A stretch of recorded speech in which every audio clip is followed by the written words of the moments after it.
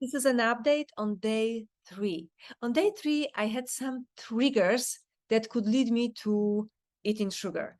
A trigger can be anything, and we react to triggers immediately by acting on them without even thinking. You are triggered, you feel something, and you eat. And in this video, I wanted to share with you a tool of processing feelings. Usually there is a feeling and then there is overeating. Feeling and eating something bad.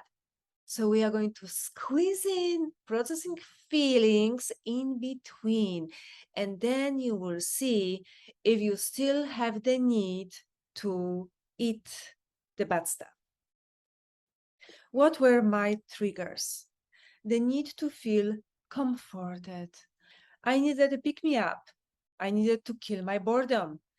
I was tired. Also noticed that there are some times of day and night where I'm thinking more about chocolate or something comforting. I woke up late at night. The whole world was asleep and I felt like I'm all alone in the kitchen and I need something for comfort, like a hug from the food or a hug from hot chocolate. But I know this about feelings. Feeling is not the reason to eat something. So I went back to my body because feelings are sensations in the body. They live in the body. And processing feelings means that we are checking in what's going on in the body. And what I found was that, okay, so we are looking for the energy, right? The energy, where it is.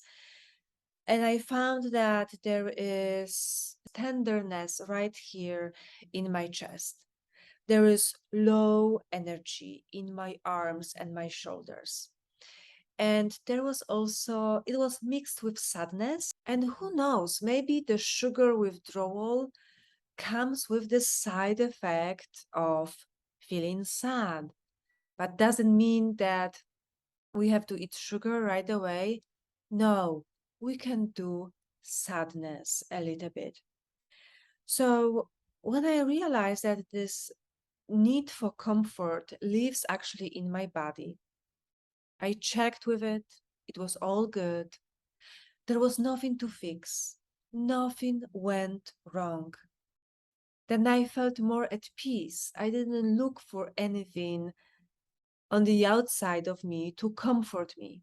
And in this case, I am less likely to overeat because I already know that the food is not going to fix the feeling.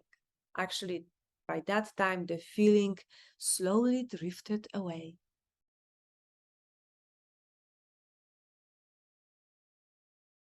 Another feeling I dealt with was feeling tired. So it might have been physical and psychological. But what's wrong with feeling tired? Again, I checked with my body. Where was it in my arms and in my shoulders? Maybe it was a little bit in my head. Definitely, some of this tiredness was in my abdomen. And there was again nothing to fix. I didn't have to be scared of the feeling. I didn't have to run away from it. Sometimes we are tired and it is okay. This is not the reason to fix it with food. Moving on to food. My eating was quite good, except the dinner. I started eating quite early. At night, I baked a sweet potato and I decided to put just butter on it and cinnamon. And my brain told me that it's wrong, that there also should be sugar on sweet potato. And I said, come on, let's just focus on the abundance of this nutrient-rich food. And I started eating it. And you know what? For this dish to be as it's supposed to be, there has to be a little bit of sweetness. So I did it. I added, you know how much? How much of maple syrup? The whole half of a teaspoon. And that fixed everything. When it comes to the taste, because there were no more feelings that I had to fix. And it was delicious.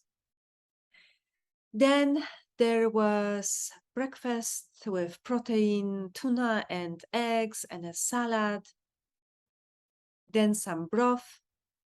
And then at the end of the day, I had this fish planned. It was frozen fish, okay? And let me tell you, be happy that you were not invited for dinner because it was dry and tasteless. I often eat fresh fish, and I decided to finish it because sometimes I can deal with dry fish. And I also added a fresh cucumber with salt, pepper, and celery seeds. And I threw there this one piece of sweet potato, and that was it for the day. But the most important lesson from day 3 is that I can feel any feelings and I can deal with the feelings just by tuning it.